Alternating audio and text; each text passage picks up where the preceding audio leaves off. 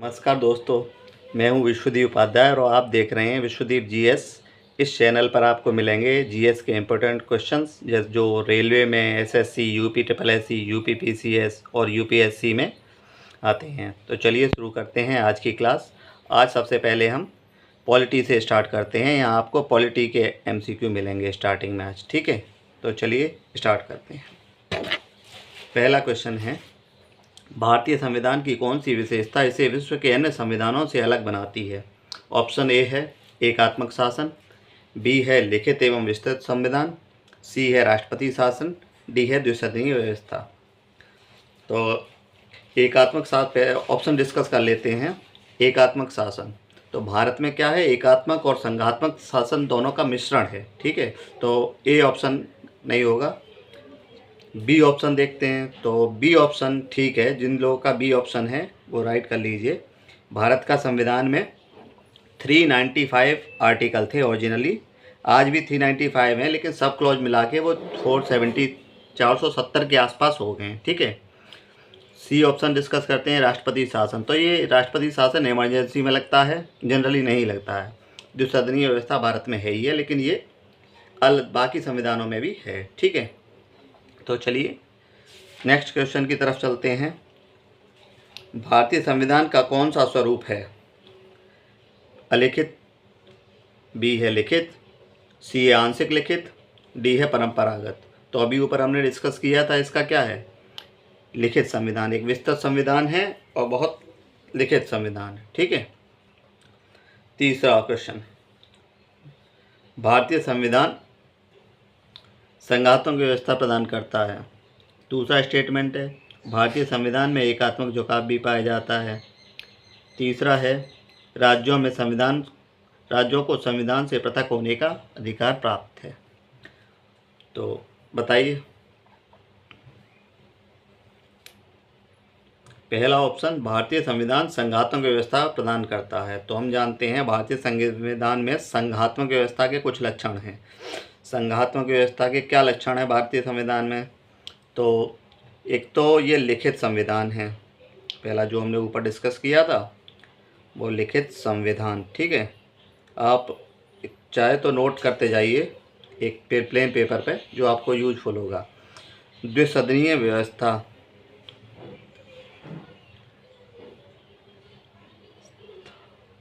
ठीक है।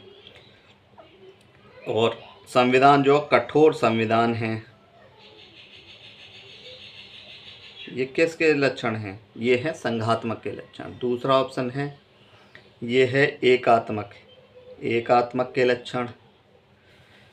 एकात्मक के लक्षण हैं भारत में, जैसे राज्यपाल की नियुक्ति हो गया, ठीक है, ऑल इंडिया सर्विस हो गई, ठीक है। उसके अलावा है इमरजेंसी प्रोविज़न हो गए, स्ट्रॉन्ग सेंटर है, अवशिष्ट शक्तियाँ सेंट्रल के पास हैं, ठीक है, राज्य की सीमाओं में परिवर्तन, ये सब क्या है, एकात्मक लक्षण हैं। तो पहला ऑप्शन है इसका ठीक है। दूसरा स्टेटमेंट है ये भी ठीक है, ठीक है। तीसरा स्टेटमेंट, राज्यों को संविधान से पृथक होने का अधिकार प्राप्त है, ये गलत है। ये स्टेटमेंट गलत है, क्योंकि पहले आर्टिकल में कहा गया है कि भारत राज्यों का संघ है, लेकिन राज्यों को भारत से पृथक होने का अधिकार प्राप्त नहीं है। तो ये स्टेटमेंट गलत है। तो हमारा ऑप्शन क्या हुआ ठीक? Option A. जिन का ऑप्शन ए ठीक है वो राइट कर लीजिए। चलिए चलते हैं नेक्स्ट क्वेश्चन पर। भारतीय संविधान में संसदीय शासन प्रणाली किस देश से प्रेरित है? अब हम लोग जानते हैं कि हम लोग अंग्रेज़ों से आज़ाद हुए थे, तो हम पर ब्रिटेन वाले लोगों ने शासन मोस्टली किया था। तो हमारी जो व्यवस्था, संसदीय शासन व्यवस्था है, वो ब्रिटेन से ली गई है और उसी के हम हैबिचुअल थे। तो इसका ऑप्शन सी।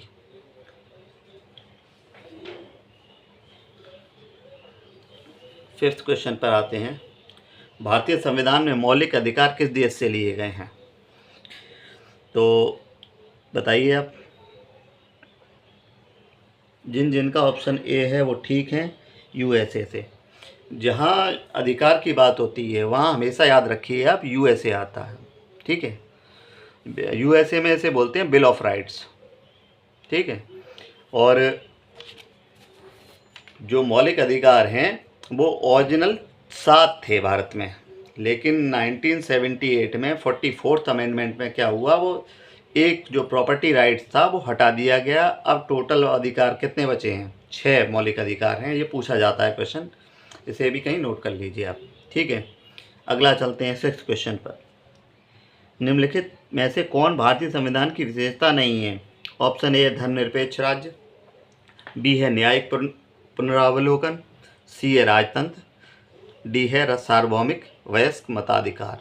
तो धर्मनिरपेक्ष राज्य ये प्रस्तावना में ही लिखा हुआ है, स्पष्ट रूप से लिखा हुआ है, तो ऑप्शन ए होगा ही होगा, ठीक है। न्यायिक पुनरावलोकन, जुडिशियल रिव्यू, तो आर्टिकल 13 कहता है कि कोई भी संसद अगर कानून बनाती है उसका जुडिशियल रिव्यू होगा, जो संविधान के अनुरूप है कि नहीं है, तो ये भी है भारतीय संविधान में, ठीक है। सी है राजतंत्र, यही नहीं है, तो ऑप्शन क्या हुआ इसका? राजतंत्र। सार्वभौमिक वयस्क मताधिकार, 18 साल से ऊपर का कोई भी भारतीय नागरिक वोट डालने का अधिकार, तो ये भी भारतीय संविधान में है, ठीक है। तो चलिए आगे 7th क्वेश्चन पर चलते हैं। भारतीय संविधान में समाजवादी शब्द किस संविधान संशोधन से जोड़ा गया? तो बताइए आप।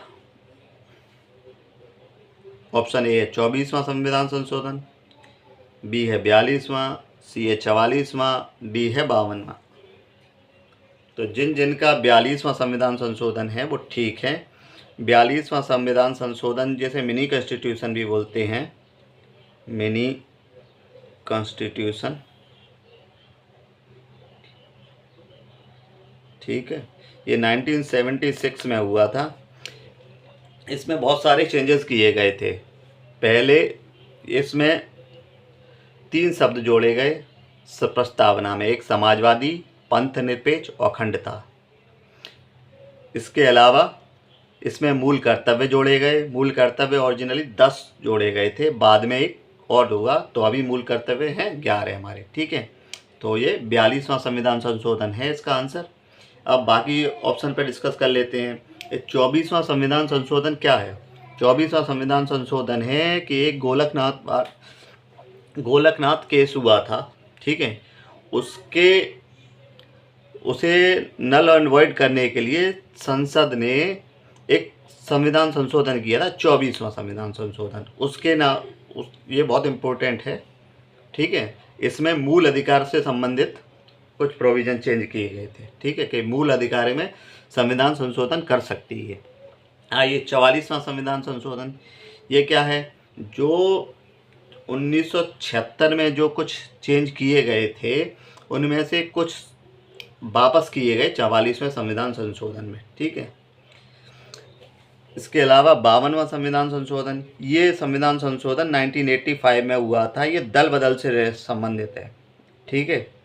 दल बदल, आयाराम गयाराम के रेस हुआ था एक, आयाराम गयाराम, जो रातों रात पार्टी बदलने वाला सिस्टम था कि किसी पार्टी में नेता विधायक बन गए या सांसद बन गए तो दूसरी पार्टी में चल जाने का ऑप्शन था। तो इसे रोकने के लिए दल बदल कानून बना लाया गया संसद में, ठीक है। आगे चलते हैं। 8th, भारतीय संविधान की प्रस्तावना में धर्मनिरपेक्ष शब्द जोड़ा गया। अभी मैंने ऊपर बताया था 42वां संविधान संशोधन 1976, इसमें 3 शब्द जोड़े गए, एक समाजवादी, एक पंथ निरपेक्ष, एक अखंडता। ये पंथ निरपेक्ष या धर्मनिरपेक्ष एक ही बात समझिए आप इसे, ठीक है। तो 42th अमेंडमेंट में 1976 में ये हुआ था। अगला क्वेश्चन 9th क्वेश्चन। भारत में स्टेटमेंट हैं, 3 स्टेटमेंट दे रखे हैं। भारत में एकल नागरिकता की व्यवस्था है। दूसरा स्टेटमेंट है अमेरिका में दोहरी नागरिकता पाई जाती है। तीसरा स्टेटमेंट है भारतीय संविधान में दोहरी नागरिकता को अपनाया गया है। भारत में नागरिकता के संबंध में भारत में आर्टिकल भाग 2 में और आर्टिकल आपके 5 से 11 तक दे रखा है, ठीक है। 5 to 11 ये नागरिकता के संबंध में बताया गया है। तो भारत में एकल नागरिकता स्पष्ट रूप से बताई गई है कि भारत की नागरिकता एकल होगी, यहाँ स्टेट की कोई नागरिकता नहीं होती है। जबकि अमेरिका में स्टेट की भी होती है और सेंट्रल की, तो दोहरी नागरिकता का पाई जाती है अमेरिका में। तो दूसरा स्टेटमेंट भी ठीक है। भारतीय संविधान ने दोहरी नागरिकता को अपनाया, ये गलत है, ठीक है। तो इसका ऑप्शन क्या हुआ, फर्स्ट एंड सेकंड। तो जिन जिन का भी ऑप्शन ए है उनका ठीक है, ठीक है। चलिए नेक्स्ट क्वेश्चन। भारतीय संविधान का संरक्षक किसे माना जाता है? तो भारतीय संविधान का जो गार्जियन है वो सर्वोच्च न्यायालय, जो अभी मैंने आपको बताया था। आर्टिकल 13 भी कहता है कि कोई संसद अगर कानून बनाती है और संविधान के अनुरूप वो कानून नहीं होता है तो वो नल एंड वॉइड हो जाएगा। तो ये संविधान क्या है, ये सर्वोच्च न्यायालय इसकी गार्जियन है इसका, ठीक है। चलिए 11वां क्वेश्चन। भारत में न्यायिक पुनरावलोकन की शक्ति किसे प्राप्त है? तो ये दोनों, ए राष्ट्रपति, बी संसद, सी सर्वोच्च न्यायालय एवं उच्च न्यायालय, डी निर्वाचन आयोग। तो अभी मैंने ऊपर आपको डिस्कस किया था सर्वोच्च न्यायालय, उच्च न्यायालय, आर्टिकल इसमें है। तो ऑप्शन सी सही है इसका, कि जुडिशियल रिव्यू के लिए सर्वोच्च न्यायालय भी, हाई कोर्ट, वो सुप्रीम कोर्ट भी कर सकता है जुडिशियल रिव्यू, और हाई कोर्ट भी कर सकता है। आर्टिकल 32 के तहत अगर फंडामेंटल राइट्स का वायलेशन होता है तो आप सीधे सुप्रीम कोर्ट जा सकते हैं। जबकि आर्टिकल 226 में फंडामेंटल राइट्स या कोई और राइट का भी वायलेशन होता है तो हाई कोर्ट आप डायरेक्टली जा सकते हैं। तो ये इसका ऑप्शन हुआ संविधान, वो सर्वोच्च न्यायालय एवं उच्च न्यायालय। चलिए आगे चलते हैं। भारतीय संविधान में नीति निर्देशक तत्व किस देश से लिए गए हैं? नीति निर्देशक तत्व ये इम्पोर्टेंट है, बहुत इम्पोर्टेंट है किसी देश के लिए। सबसे इम्पोर्टेंट चीज़ अगर कही जाएगी संविधान में तो ये नीति निर्देशक तत्व हैं, जो एक शीशे की तरह हैं, मतलब जो आईना दिखाते हैं कि सरकार किस तरह से काम कर रही है। तो इन्हें इंस्ट्रूमेंट ऑफ इंस्ट्रक्शन भी बोलते हैं, ठीक है। तो ये हमारे संविधान में आयरलैंड से लिए गए थे। स्टार्टिंग में क्या था कि जो नीति निर्देशक तत्व थे और फंडामेंटल राइट्स, तो नीति निर्देशक तत्व को भी कुछ संविधान निर्माता सोच रहे थे कि इन्हें भी बाध्यकारी बनाया जाए, लेकिन हमारे भारत में नया नया आज़ाद हुआ था तो इतना सक्षम नहीं था आर्थिक रूप से भी और सामाजिक रूप से भी कि इन्हें तुरंत प्रदान कर सके। तो क्या किया गया कि दो हिस्सों में डिवाइड किया गया। कुछ पार्ट थे उसके फंडामेंटल राइट्स में डाल दिए गए, कुछ नीति निर्देशक तत्व में डाल दिए गए।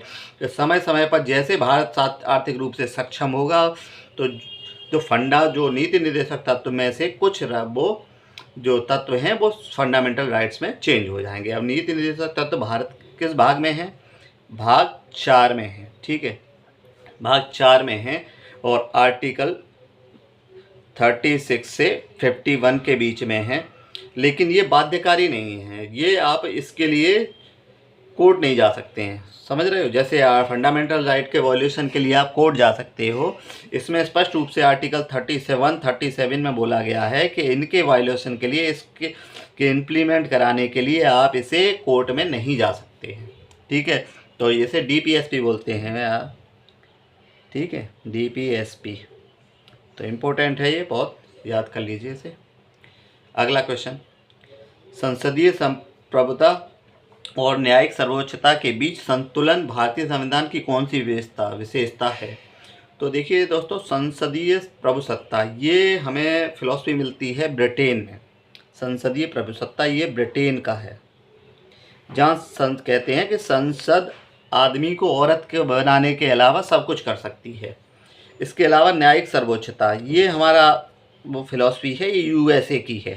तो हमारा भारत में इन दोनों के बीच का प्रोविज़न लिया गया है, इन दोनों को बैलेंस करते हुए लिया गया है कि संसद भी कुछ प्रोविज़न में इन दोनों के बीच शक्तियों का कुछ एक सीमा तय की गई है, ठीक है।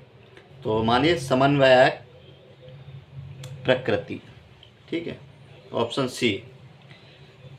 क्वेश्चन नंबर 14 पे आते हैं। निम्नलिखित में से कौन भारतीय संविधान की संघातों की विशेषता है? अभी आपने ऊपर डिस्कस किया संविधान की एक संघातों की विशेषता। अब ये क्वेश्चन फिर आया हुआ है। एकल नाग ऑप्शन ए है एकल नागरिकता, जो मैंने वहाँ ऊपर बताया था आपको। ये क्या है? ये एकात्मक लक्षण है, ठीक है। आपातकालीन प्रोविजन इमरजेंसी प्रोविजन में क्या है? स्ट्रॉन्ग सेंट्रल होता है, वो स्ट्रॉन्ग हो जाता है, तो ये भी एकात्मक लक्षण है, ठीक है। इसके अलावा संविधान की सर्वोच्चता, ये आपकी है, ये संघात्मक व्यवस्था है, यानी ये संघात्मक व्यवस्था की ये है। राज्यपाल की नियुक्ति, ये भी आपकी एकात्मक व्यवस्था की तरफ इशारा करती है। तो आंसर क्या हुआ इसका? संघात्मक व्यवस्था पूछ रहा है तो संविधान सी ऑप्शन इसका ठीक है, ठीक है। चलिए आगे क्वेश्चन पे। भारतीय संविधान को अर्ध संघात्मक किसने कहा है? अभी हमने डिस्कस किया था कि कुछ लक्षण भारतीय संविधान में एकात्मक के हैं, कुछ संघात्मक के हैं। तो कुछ इसे क्वासी फेडरल स्ट्रक्चर बोला जाता है इंग्लिश में। तो ये कहा था आपके केसी वियर जी ने, ठीक है। याद कर लीजिए, बहुत इंपॉर्टेंट क्वेश्चन है, आता है, कई बार आया है ये क्वेश्चन, रिपीटेड क्वेश्चन है, ठीक है। भारतीय संविधान में संशोधन की प्रक्रिया किस देश से प्रेरित है? कॉन्स्टिट्यूशनल अमेंडमेंट दोस्तों आर्टिकल 368 है, ठीक है। कौन सा आर्टिकल है? 368। इसमें क्या है? प्रोविजन के 3 तरह से हमारा संविधान संशोधन होता है। पहला होता है साधारण बहुमत, जिसे आर्टिकल 368 के अंदर नहीं माना जाता है। साधारण बहुमत से कुछ प्रोविज़न है जो संविधान बदला जा सकता है, ठीक है। कुछ प्रोविज़न हैं जो विशेष बहुमत से होते हैं, और कुछ प्रोविज़न है विशेष बहुमत प्लस राज्यों की सहमति के बाद होते हैं। तो जो दूसरा और तीसरा ऑप्शन है उनके लिए आर्टिकल 368 जरूरत पड़ता है। ये लिया गया है अफ्रीका से। भाग 20 का मिलता है दोस्तों। भाग भी पता है कभी कि किस भाग में इमरजेंसी प्रोविजन वो संविधान संशोधन हैं, तो आप ये भी नोट करते जाइए, आर्टिकल 368 और भाग 20। चलिए ठीक है। आपको वीडियो कैसी लग रही है? अगर अच्छी लग रही है तो सब्सक्राइब कीजिए। चलिए आगे चलते हैं। 17वां क्वेश्चन है, भारतीय संविधान की कौन सी विशेषता उसे कठोर और लचीला दोनों बनाती है? तो हमने ऊपर डिस्कस किया था संविधान संशोधन की प्रक्रिया। इसमें कुछ प्रोविज़न में है कि विशेष बहुमत से बदलाव चेंज होगा, ठीक है। और कुछ में है कि विशेष बहुमत प्लस आधे से अधिक राज्यों के सहमति होना आवश्यक है। तो संविधान संशोधन प्रक्रिया इसे लचीला और कठोर दोनों बनाती है। तो ऑप्शन बी, जिनका भी 17 का बी ठीक है, वो आंसर सही है। अगला क्वेश्चन, भारतीय संविधान में आपातकालीन प्रावधान किस देश से लिए गए हैं? तो जो इमरजेंसी प्रोविज़न है इसमें 3 तरह की इमरजेंसी है भारत में। पहला है आर्टिकल 352, ठीक है। 352 आर्टिकल है। इसमें क्या है? राष्ट्रीय आपातकाल बोला जाता है इसे, राष्ट्रीय आपातकाल, ठीक है। और ये आपातकाल ये होता है युद्ध, बाह्य आक्रमण या सशस्त्र विद्रोह,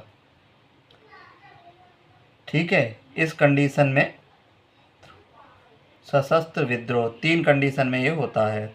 अगला है, इसमें 3 है। एक है 300 आर्टिकल 356, जिसके तहत राष्ट्रपति शासन वो लगता है। राष्ट्रपति शासन ये तब लगता है जब राज्य में संवैधानिक तंत्र विफल हो जाता है, तो राज्यपाल की रिकमेंडेशन पर यह आर्टिकल 356 के तहत राष्ट्रपति शासन लगता है। तीसरा है इसमें वित्तीय आपातकाल ये है 360। अगर फाइनेंशियल अनस्टेबिलिटी हो जाती है देश में तब ये लगता है। तो ठीक है, 3 तरह का ये है। और ये हमारे किस देश से लिया गया है? हमारे कॉन्स्टिट्यूशन में तो जर्मनी के संविधान से लिया गया है, ठीक है। तो जिनका भी ऑप्शन बी ठीक है 18 का, वो ठीक है आंसर। चलिए नेक्स्ट क्वेश्चन करते हैं। आप कब सब्सक्राइब करते जाइए चैनल को और लाइक करिए, ठीक है। चलते हैं 19 क्वेश्चन है। भारत में स्वतंत्र न्यायपालिका की व्यवस्था है, स्टेटमेंट पहला कह रहा है, ठीक है।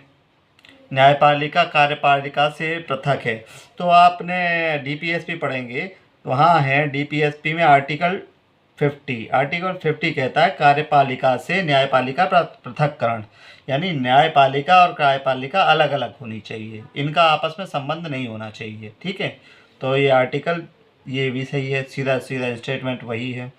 संसद सर्वोच्च और न्यायपालिका इसके अधीन है, ये स्टेटमेंट गलत है। तो इसमें ऑप्शन देखते हैं पहला और दूसरा, ठीक है। तो ऑप्शन ए सही है, पहला और दूसरा।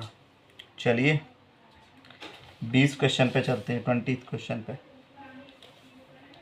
भारतीय संविधान में मूल कर्तव्य किस देश से लिए गए हैं? तो आपको बताया था मैंने, मूल कर्तव्य भाग 4A में जोड़े गए हैं, ठीक है। भाग 4A में 42वां संविधान संशोधन हुआ था 1976 में, 1976 में। इसमें मूल कर्तव्य उस समय पे हमारे देश में गए हैं, ठीक है। चलिए आगे 21 क्वेश्चन। भारतीय संविधान की प्रस्तावना में कितने प्रकार के न्याय का उल्लेख है? तो भारतीय संविधान की प्रस्तावना में अगर आप पढ़ेंगे तो इसमें स्टेटमेंट ही है, सामाजिक, आर्थिक, राजनीतिक, 3 प्रकार के न्याय का उल्लेख है। चलिए आगे। भारत में सार्वभौमिक वयस्क मताधिकार की आयु वर्तमान में कितनी है? तो जब संविधान बना था उस टाइम पे वोट डालने का जो अधिकार था उसकी एज 21 थी, लेकिन 61वां संविधान संशोधन हुआ 1988 में। 61वां संविधान संशोधन 1988 में हुआ, इसकी एज 21 से घटाकर 18 एज कर दी गई। इंपॉर्टेंट क्वेश्चन है, इसे नोट डाउन कर लीजिए।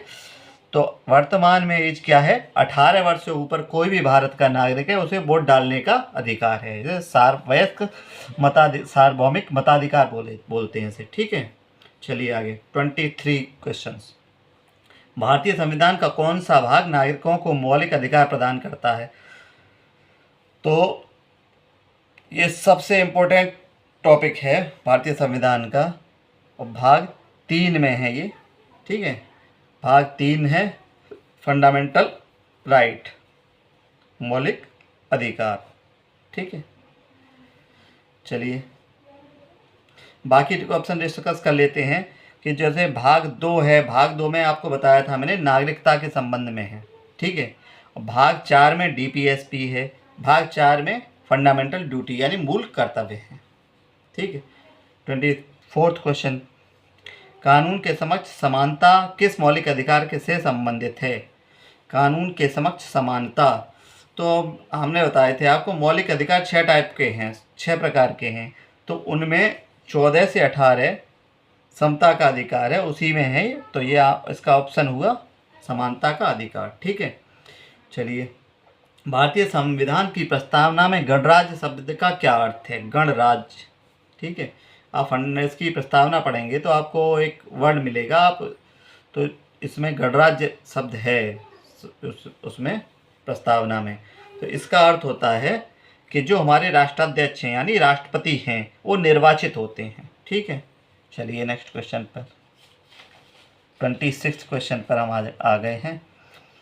भारतीय संविधान विश्व का, पहला स्टेटमेंट है भारतीय संविधान विश्व का सबसे लंबा लिखित संविधान है। तो बिल्कुल सही स्टेटमेंट है, हमने आपको बताए थे। इसमें 395 आर्टिकल हैं, सब क्लॉज मिलाकर और ज़्यादा ही हैं। तो लिखित संविधान है, पहला स्टेटमेंट बिल्कुल सही है। सेकंड स्टेटमेंट पे चलते हैं। इसमें केंद्र और राज्य के बीच शक्तियों का विभाजन किया गया है, ये भी स्टेटमेंट सही है। मैंने आपको बताया था कि इसमें जो संघीय व्यवस्था की गई है, इसमें शक्तियां केंद्र और राज्यों के बीच में विभाजित की गई हैं। और 3 तरह की लिस्ट हैं, एक समवर्ती, एक केंद्र की सूची है, संघ सूची जिसे बोलते हैं, दूसरी है राज्य सूची, तीसरी है समवर्ती सूची। इसमें कानून बनाने का दोनों का अधिकार है, ठीक है। भारतीय संविधान पूर्णतः कठोर है, ये थोड़ा सा पूर्णतः शब्द है, ये इसको गलत कर रहा है, तो ये गलत है। कुछ इसका पोर्शन भारत संविधान का लचीला है जबकि कुछ कठोर है। तो इसके पहला और दूसरा ऑप्शन सही हुआ। तो आप ऑप्शन इसका ठीक हुआ 26 का ए, पहला और दूसरा। ठीक है, चलिए अगले क्वेश्चन पर। भारत में किस प्रकार की शासन प्रणाली अपनाई गई है?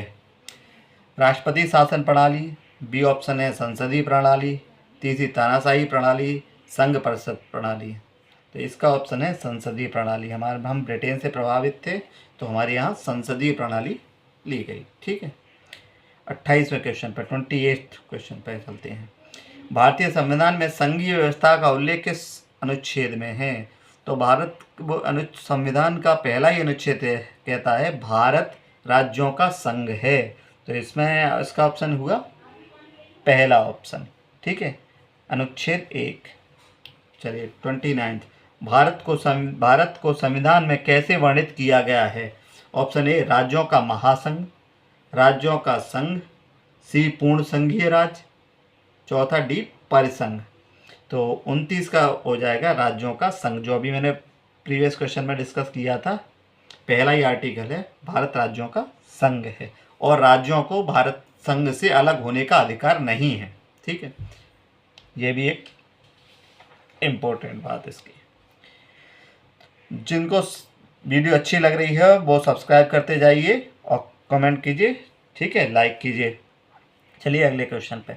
भारतीय संविधान में स्वतंत्र एवं निष्पक्ष चुनाव कराने का दायित्व किसका है? तो संसद चुनाव नहीं कराती है, राष्ट्रपति चुनाव नहीं कराते, एक निर्वाचन आयोग है। आर्टिकल 324 के तहत निर्वाचन आयोग की व्यवस्था की गई है भारतीय संविधान में। ये इनका दायित्व है स्वतंत्र और निष्पक्ष चुनाव कराने का, इलेक्शन कमीशन ऑफ इंडिया। ठीक है, चलिए 31 क्वेश्चन है। निम्नलिखित में से कौन भारतीय संविधान की एकात्मक विशेषता है? तो अच्छा क्वेश्चन है, ये पूछा जाते हैं एकात्मक व्यवस्था या संघात्मक व्यवस्था, कई क्वेश्चन बनते हैं इस टॉपिक पे। कभी डिस्कस करेंगे पूरा डीप में कि संघात्मक व्यवस्था क्या है और एकात्मक व्यवस्था क्या है। अभी डिस्कस कर लेते हैं। पहला ऑप्शन है इसका ए द्विसदनीय व्यवस्था, यानी लोकसभा और राज्यसभा को मिला के कहते हैं द्विसदनीय व्यवस्था। तो हमारे देश में ये जो द्विसदनीय व्यवस्था है ये संघीय ढांचे का शो करती है। ठीक है, ये एकात्मक लक्षण नहीं है। दूसरा है शक्तियों का विभाजन, ये भी संघीय व्यवस्था का प्रतिबिंब है। तीसरा आपातकालीन प्रोविजन, ये है आपका एकात्मकता के तरफ झुकाव दर्शित करती है एकात्मक, क्योंकि आपातकाल में क्या होता है कि सेंट्रल की पावर बढ़ जाती है। संविधान की सर्वोच्चता, ये भी आपकी संघीय विशेषता का लक्षण है। ठीक है, तो इसका ऑप्शन हुआ सी, 31 का सी, आपातकालीन प्रावधान। भारत में संविधान की सर्वोच्चता का अर्थ है ऑप्शन ए संसद सर्वोच्च है, बी राष्ट्रपति सर्वोच्च है, सी संविधान सर्वोच्च है, डी न्यायपालिका सर्वोच्च है। तो 32 का हुआ सी, संविधान सर्वोच्च है। ठीक है, 33 पे चलते हैं। भारतीय संविधान में स्वतंत्र न्यायपालिका का उद्देश्य क्या है? ऑप्शन ए संसद को नियंत्रित करना, बी संविधान की रक्षा करना, कार्यपालिका को समाप्त करना, डी राज्यों को समाप्त करना। तो संसद को नियंत्रित करना ये कोई ऑप्शन नहीं बनता है। ठीक है, तो इसका आंसर हुआ संविधान की रक्षा करना। आपको बताया भी था पहले प्रीवियस क्वेश्चंस में, एक क्वेश्चन था उसमें था ये गार्जियन की तरह काम करता है स्वतंत्र न्यायपालिका, सुप्रीम कोर्ट गार्जियन की तरह काम करता है। ठीक है, तो ऑप्शन इसका बी, 33 का बी। अगला है भारतीय संविधान में पंचायती राज व्यवस्था के संशोधन से संवैधानिक दर्जा प्राप्त हुआ। तो आप दोस्तों ये मैंने आपको बताया हो या आप नोट कर लीजिए, ये है आर्टिकल डीपीएसपी में ग्राम पंचायत के लिए पंचायती राज की व्यवस्था का ऑप्शन था, लेकिन एक रूपता देने के लिए आर्टिकल से वो 73वां संविधान संशोधन किया गया 1992 में। ठीक है, 73rd अमेंडमेंट किया गया था 1992 में ये, और ये लागू हुआ था 1993 में पंचायती राज। ठीक है, इम्पोर्टेंट क्वेश्चन है, मोस्टली सभी एग्जाम में पूछा जाता है पंचायती राज व्यवस्था का। ठीक है, बहुत ज़्यादा इम्पोर्टेंट है। ठीक है, पीवी नरसिंह राव जी के समय में ये इम्प्लीमेंट हुआ था। ठीक है। चलिए अगला क्वेश्चन। नगर पालिका को संवैधानिक दर्जा किस संशोधन द्वारा मिला है? तो अभी हमने डिस्कस किया था, जो पंचायती राज व्यवस्था का 73वां संविधान संशोधन था, तो उसी के साथ ही ये 74वां संविधान संशोधन हुआ था। इसमें नगर पालिका को ये दर्जा दिया था। ये लोकल गवर्नमेंट को एम्पावर करने के लिए ये दोनों प्रावधान किए गए थे, एक 73वां संविधान संशोधन और 74वां संविधान संशोधन।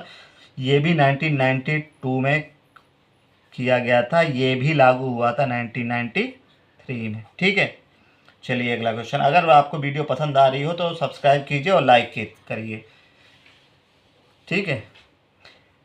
36 क्वेश्चन। भारतीय संविधान में मौलिक कर्तव्य किस देश से लिए गए? देखो, मैंने पहले डिस्कस किया था आपसे कि मौलिक कर्तव्य हमारा देश जो 42वां संविधान संशोधन है उसमें है भाग 4A में बताया गया है, और आर्टिकल 51A इसमें मौलिक कर्तव्य के बारे में लिया गया है।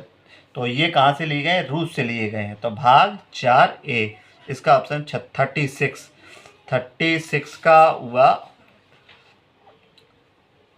4AB भाग 3 भाग 4A, ठीक है, C ऑप्शन हुआ।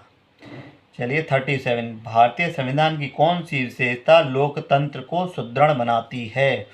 तो जहाँ डेमोक्रेसी आती है वहाँ आप ध्यान रखिए, वयस्क मताधिकार, हमें वोट डालने का अधिकार है, सार्वभौमिक वयस्क मताधिकार, जो पहले हमने क्वेश्चन में किया था।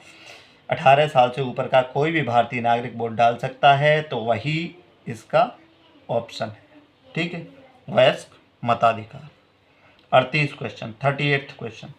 भारतीय संविधान धर्मनिरपेक्ष राज्य की स्थापना करता है। पहला स्टेटमेंट बिल्कुल सही है। प्रस्तावना में दिया गया है भारतीय संविधान एक धर्मनिरपेक्ष राज्य है। स्टेटमेंट सेकंड, राज्य किसी विशेष धर्म को मान्यता नहीं देता। ये भी इसी स्टेटमेंट से डिफाइन भी होता है कि भारत किसी भी धर्म को मान्यता नहीं देता, सब धर्मों का सम्मान करता है, ठीक है। नागरिकों को धर्म की स्वतंत्रता प्राप्त है। ये भी सही है कि कोई भी नागरिक कोई भी धर्म, फंडामेंटल राइट है, कोई भी धर्म स्वीकार कर सकता है, ठीक है। तो इसके क्या हो जाएगा? पहला, दूसरा, तीसरा, तीनों ही सही हैं, तो आंसर डी, ठीक है। अगला क्वेश्चन पे चलिए। भारतीय संविधान में समाजवादी राज्य का उद्देश्य क्या है? 39 क्वेश्चन है। भारतीय संविधान में समाजवादी राज्य का उद्देश्य, तो धार्मिक शासन, बी ऑप्शन है आर्थिक व सामाजिक समानता, सी है सैन्य शासन, चौथा है राजतंत्र। तो इसका होगा आर्थिक व सामाजिक समानता। धार्मिक देश तो हमारा है ही नहीं है, धर्मनिरपेक्ष राज्य। सैन्य शासन हमारे यहाँ लागू नहीं होता, ठीक है। राजतंत्र से हम आज़ाद हो चुके हैं अब, तो राजतंत्र है नहीं हमारे यहाँ, लोकतंत्र है। तो ये ऑप्शन इसका बी। भारतीय संविधान में कल्याणकारी राज्य की अवधारणा किससे संबंधित है? जो हमने भी बताया था कि आपको भाग 4, संविधान के भाग 4 में नीति निर्देशक तत्व लिए गए हैं, ठीक है। नीति निर्देशक तत्व जो किसी देश को गाइड करते हैं कि एक देश किस तरह से कल्याणकारी राज्य की भूमिका निभाए, ठीक है। तो ये DPSP है जो बताया था मैंने, इसका पूरक माने जाते हैं फंडामेंटल राइट्स के, ठीक है। तो नीति निर्देशक तत्व, ठीक है। 40 का बी, 40 का बी ऑप्शन होगा, जिसके भी सही है ये बी ऑप्शन उनका सही है, ठीक है। चलिए 41वां क्वेश्चन है। भारतीय संविधान में अवशिष्ट शक्तियां किसके पास हैं? राज्यों के पास, संसद के पास, सर्वोच्च न्यायालय के पास, राष्ट्रपति के पास। तो अभी हमने डिस्कस किया था कि हमारे देश में शक्तियों का विभाजन है संविधान में, और 3 तरह की लिस्ट बनाई हुई है। पहली है आपकी संघ सूची, जिसमें कानून संघ बना सकता है। दूसरी है राज्य सूची, जिसमें जनरली राज्य ही कानून बनाता है। तीसरी है समवर्ती सूची, जिसमें केंद्र और राज्य दोनों कानून बना सकते हैं, लेकिन अगर टकराव की स्थिति होती है तो केंद्र का कानून प्रभावी होगा। अगर इन तीनों के अलावा कोई भी ऐसा विषय है जिस पर कानून बनाने की आवश्यकता पड़ती है तो वो शक्तियां अवशिष्ट विषय के रूप में केंद्र सरकार के पास संघ सूची के विषय में आ जाती है। उस पर जो कानून बनाने का अधिकार है वो संघ का है। ठीक है, तो अवशिष्ट शक्तियां किसके पास हैं? संसद के पास। ठीक है, 41 का बी।